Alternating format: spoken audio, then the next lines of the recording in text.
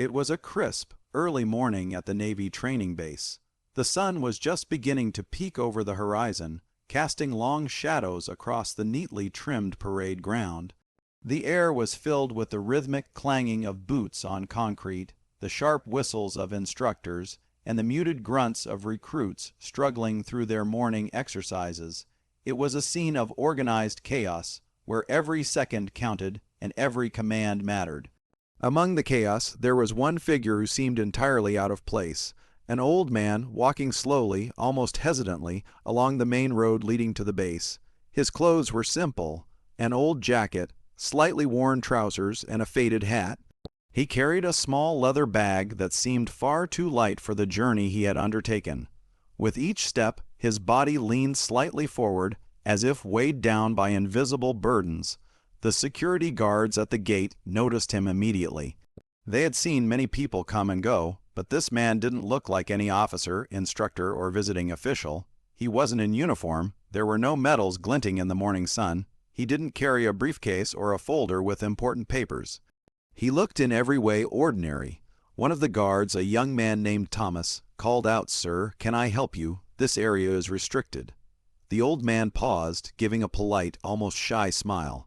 "I am here to meet Lieutenant Carter," he said softly. "He invited me to speak to the recruits today." Lieutenant Carter was a junior officer stationed at the base, known for his kindness and for mentoring the younger recruits. Thomas hesitated for a moment. He knew the lieutenant well and trusted his judgment. After a brief radio check, Thomas nodded. "Very well, sir. Please proceed, but stay within the main hall." As the old man walked past groups of recruits, whispers started spreading. "Who is he?" one recruit asked. Another replied, "Maybe a retired officer visiting," but the old man didn't stop or explain himself. He simply moved forward with calm dignity, his eyes scanning the busy base as if remembering every detail. What was strange, though, was the way people instinctively felt respect in his presence. He didn't speak loudly, didn't demand attention, but somehow, even the most confident recruits instinctively straightened their posture as he passed by. There was something about the way he carried himself, quiet, firm, and unassuming, that made everyone notice. Meanwhile, the instructors in the training hall were preparing for the morning session. They were energetic, loud, and sometimes harsh, shaping the recruits into disciplined sailors. When they saw the old man enter, their first reaction was a mixture of amusement and curiosity. Who let Grandpa in? One of them joked, barely suppressing a laugh. Another muttered under his breath, "Looks like he took a wrong turn somewhere." The old man didn't react to their mockery. He nodded politely and walked toward the front of the hall, his movements slow but deliberate. The chatter among the instructors and recruits gradually faded as he reached the podium. His eyes scanned the room, landing briefly on each face, as though he were seeing not just the person, but their fears, their ambitions, their dreams. He was here to deliver a lecture not about strategy, ships, or weapons, but about something far more important: leadership, courage, and the essence of true character. But at this moment, no one yet knew that. To them, he was just an old man who looked out of place in a world dominated by young, energetic officers and recruits eager to prove themselves. A few recruits, emboldened by his quiet demeanor, started whispering jokes. "Maybe he's lost," one said. Another laughed softly. "I bet he can barely lift a cannon, let alone command a ship." The instructors exchanged glances, smirking, ready to continue the teasing, but there was a strange tension in the air. The old man's calmness seemed to push back against the mockery, not aggressively, but with a quiet authority that demanded attention. It was as if the room itself was waiting for him to speak, to reveal something that would shift the balance of power in a way no one expected. He set his bag down on the podium, opened it slowly, and pulled out nothing more than a small notebook. There were no impressive gadgets, no ceremonial items, just the notebook and the man himself. Then, with a voice soft yet commanding enough to carry across the room, he said, "Good morning, everyone. Today I want to share a story, not about battles fought or medals earned, but about moments that define who we are as human beings." The hall, once buzzing with chatter and jokes, fell silent. Everyone leaned forward slightly, instinctively drawn to the old man's words. Even the young recruits felt an unfamiliar sense of curiosity and anticipation. No one knew yet that this seemingly ordinary man carried a history that would leave everyone speechless. His presence alone hinted at untold stories of courage, honor, and acts of kindness that would challenge every assumption in the room. And so, the quiet old man at the training base had done something remarkable without saying a single boastful word. He had captured the attention of an entire hall. He had transformed mockery into curiosity and ordinary moments into suspenseful anticipation. Little did anyone know that this was only the beginning, and that the word he would speak next, the word Fleet Admiral, would make the instructors go utterly silent. When the old man finally entered the main hall, the atmosphere was entirely different from the quiet anticipation outside. The room was large and echoing, filled with rows of recruits sitting upright in crisp uniforms, their eyes forward, trying to appear disciplined but betraying nervous excitement. At the front, the instructors were joking among themselves, a mixture of arrogance and bravado marking their every gesture. They were young, confident, and had seen many visiting guests before, but none like this old man. The senior instructor, Lieutenant Harris, noticed him immediately and raised an eyebrow. "Sir, are you lost?" he called out, his tone dripping with amusement. "This is a Navy training session, not a tea party." The hall erupted with laughter, the recruits trying hard not to join in, but smirking anyway. The old man paused at the doorway, smiling faintly, polite but entirely composed. He nodded once and stepped further in, carrying himself with quiet dignity, as though he belonged more to this room than anyone else. The instructors, sensing an opportunity for more mockery, whispered to each other. One leaned toward Harris and joked, "I wonder if he can even lift a rifle, let alone command a ship." The senior instructor snorted and louder this time asked, "Tell us, sir, what is your rank? Captain, commander, or are you just retired?" The laughter grew, and the young officers slapped their knees, certain that this would be a memorable prank on someone who looked so frail and harmless. The old man remained silent for a moment. The hall's energy, loud and playful, pressed around him like a storm. He didn't flinch, didn't raise his voice, didn't even show irritation. Instead, he exhaled slowly, as if weighing his words carefully, then looked directly at the senior instructor with calm, unassuming eyes. "I once held the rank of Fleet Admiral," he said, his voice soft but firm. Instantly, the room went quiet. Every laugh, every smirk, every whispered joke disappeared. The echo of the words, "Fleet Admiral," hung in the air, heavy and almost tangible. In that moment, the instructors' confidence faltered. They exchanged uncertain glances, their previous bravado vanishing like smoke. Even the recruits, who had never heard of such a rank, sensed the gravity of the moment. The word carried power, history, and authority that no one could mock or dismiss. Lieutenant Harris' face paled. He opened his mouth to say something, but no words came. The other instructors shifted uncomfortably, realizing they had misjudged this quiet figure. This wasn't just an old man. This was someone whose name, achievements, and experiences demanded respect. In a way, they all instinctively knew that mocking him earlier could have been considered a grave mistake. The old man stepped closer to the podium, placing his small bag gently on the floor. He did not raise his voice or strike an imposing stance. Instead, he carried an aura of calm authority, a presence that made the room feel smaller and quieter, drawing every gaze toward him.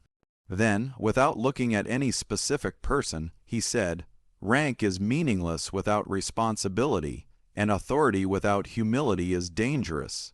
His words, simple and unadorned, resonated through the hall. The recruits leaned forward, wide-eyed, sensing the shift in energy.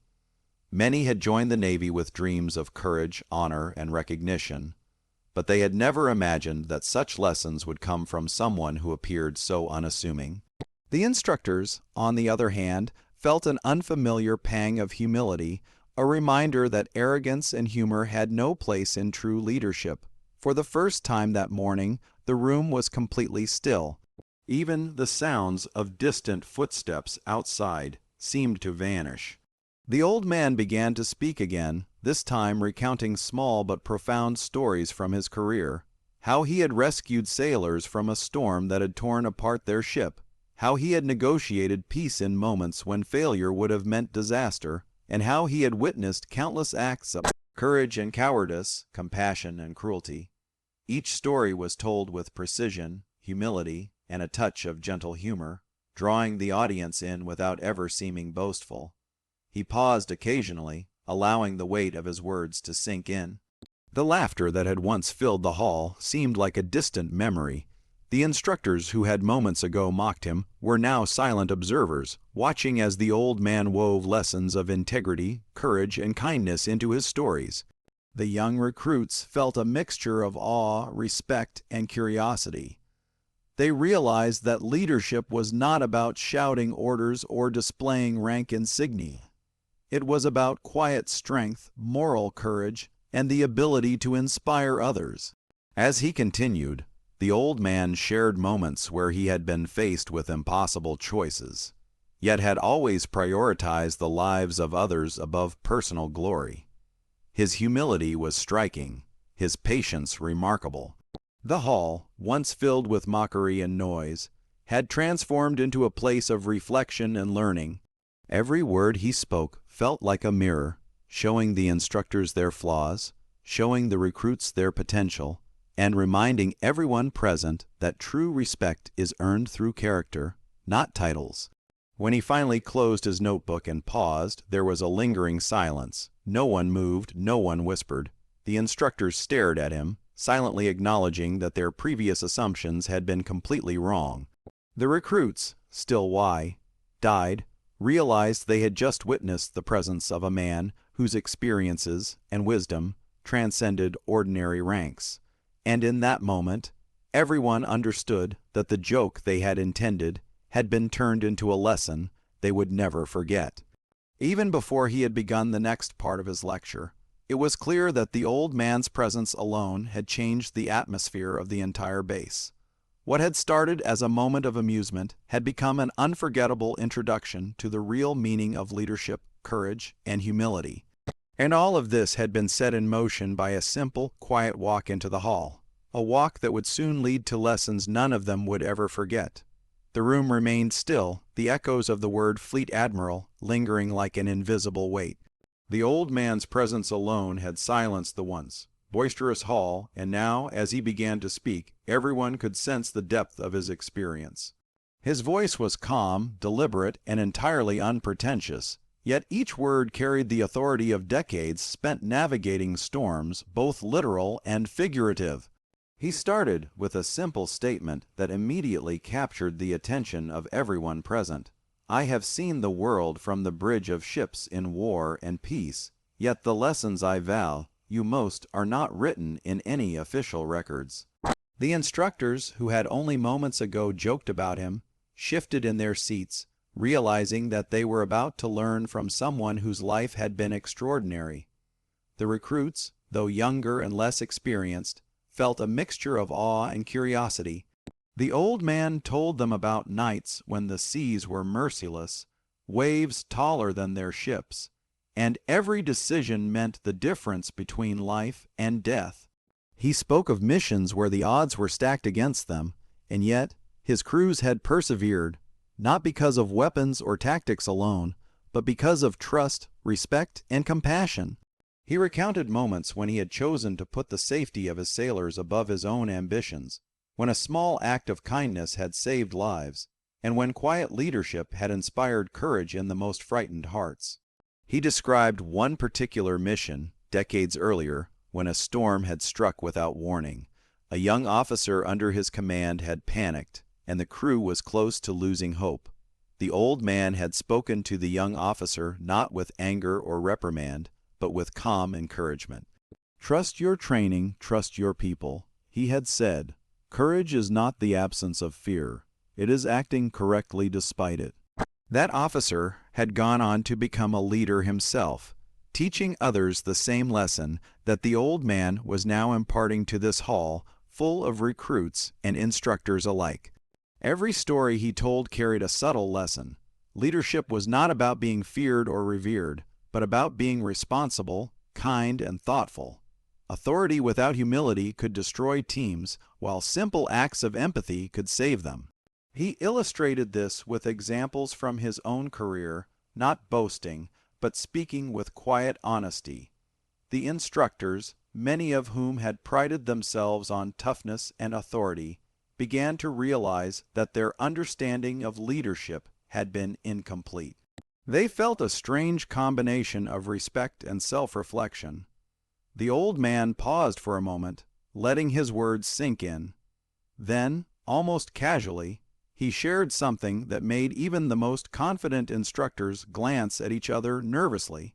He explained that he had commanded fleets during critical moments in history, yet what he valued most were the moments when small, human decisions mattered more than rank, medals, or titles. A sailor's life saved, a team guided through fear, a promise kept in the face of hardship. These were the true measures of greatness. The recruits listened intently, some leaning forward in their seats as if drawn by invisible strings. They began to understand that their journey in the Navy was not just about learning procedures or memorizing codes. It was about shaping themselves into people others could trust and follow. The old man's stories painted vivid pictures of courage, decision, making under pressure, and the profound impact one person could have through acts of quiet kindness. He continued by describing a time when he had to make a near-impossible decision during a tense mission. Supplies were low, conditions were dangerous, and the survival of hundreds depended on a single choice. He made the decision not for glory or recognition, but simply because it was the right thing to do. That single act had saved lives, and the memory of it stayed with him every day, not as a tale of pride, but as a reminder that duty and kindness are inseparable. What struck everyone most was not the heroism or rank, but the humility in his tone. He never claimed superiority, never sought to impress, and never demanded respect. Yet respect was given freely, because the lessons he shared were rooted in truth and experience. The instructors felt a shift within themselves, a quiet acknowledgement that their previous arrogance had been misplaced, that laughter at his expense was now a lesson in humility. He concluded this segment of his lecture with a statement that was simple yet profound. Your rank, your achievements, your medals, they mean nothing if your heart is closed to the people you lead. True leadership is measured in kindness, responsibility, and the courage to do what is right when no one is watching. The room was silent for a long moment. No one spoke, no one moved, and even the air seemed heavier, charged with reflection. Every recruit and instructor present felt that they had witnessed something rare, an embodiment of wisdom tempered with compassion, of authority balanced with humility. They realized that the old man's lessons were not theoretical. They were lived experiences, forged in moments of crisis, decision, and quiet heroism. By the time he set down his notebook and looked around the room, every person in the hall understood the gravity of what had been shared.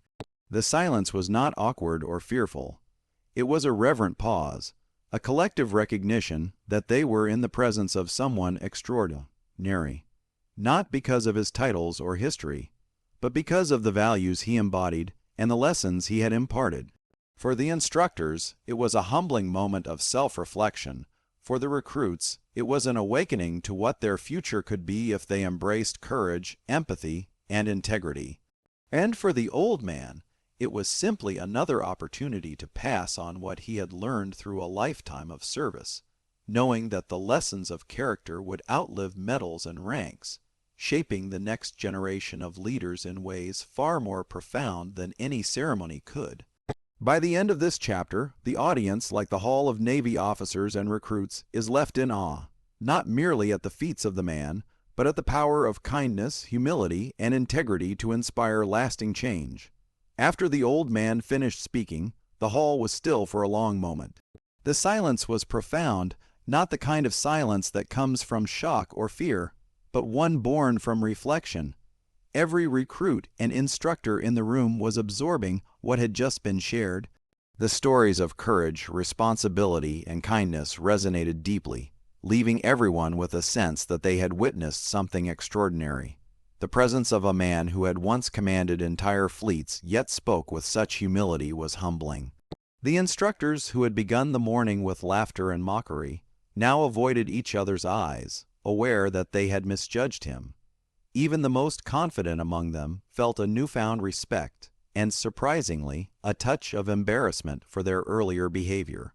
The recruits, on the other hand, felt inspired, realizing that leadership was not about being loud, impressive, or feared.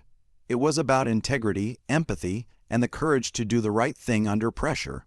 As the old man gathered his notebook and bag, it seemed as though he was preparing to leave.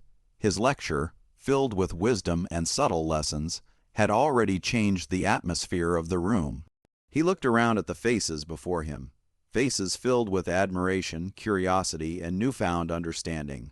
The hall was transformed, charged with the quiet electricity of reflection. A young recruit, unable to contain his curiosity, stepped forward hesitantly.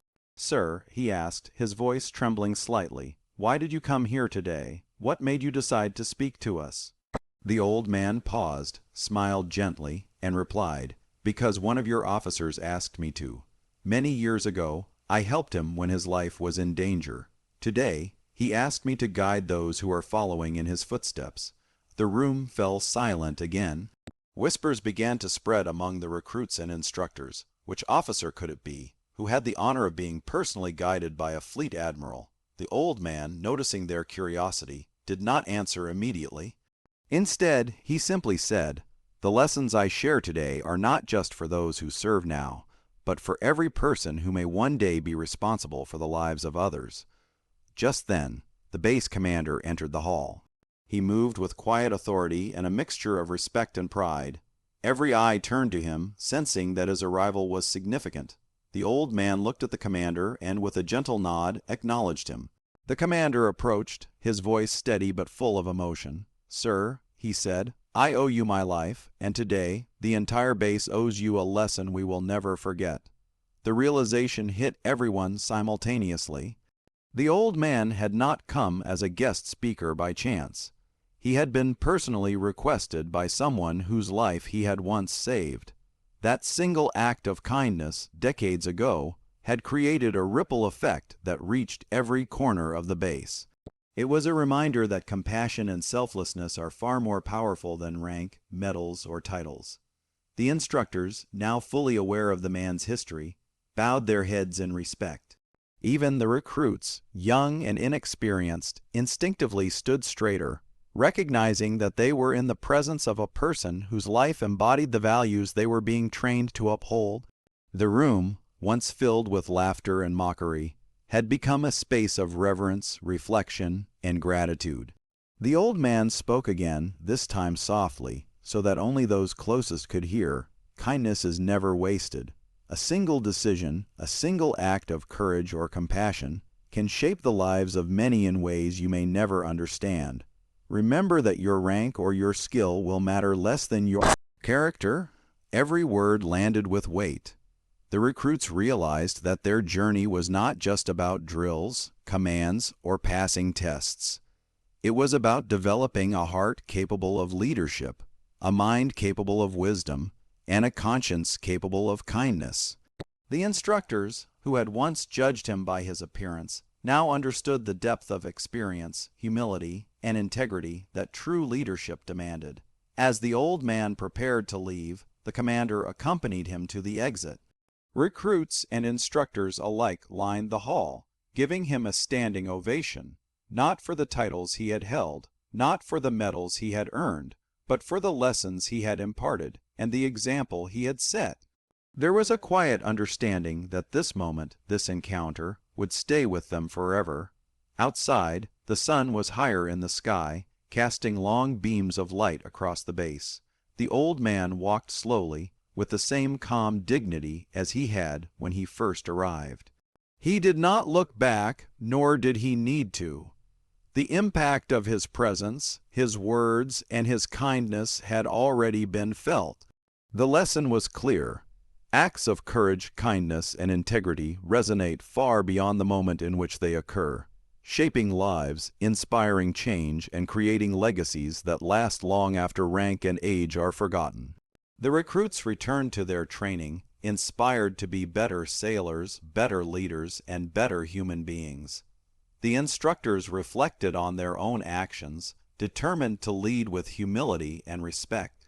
And somewhere in the distance, the old man disappeared from view, leaving behind a hall full of people, forever changed by a single act of guidance, a single voice of experience, and a life defined not by ego, but by kindness. The story of that day would be remembered at the base for generations. It became more than a lecture. It became a testament to the power of humility, the ripple effect of kindness, and the enduring strength of character. The quiet old man had entered the hall unnoticed, but he left as a legend, proving that true leadership is measured not by the titles one holds, but by the lives one touches.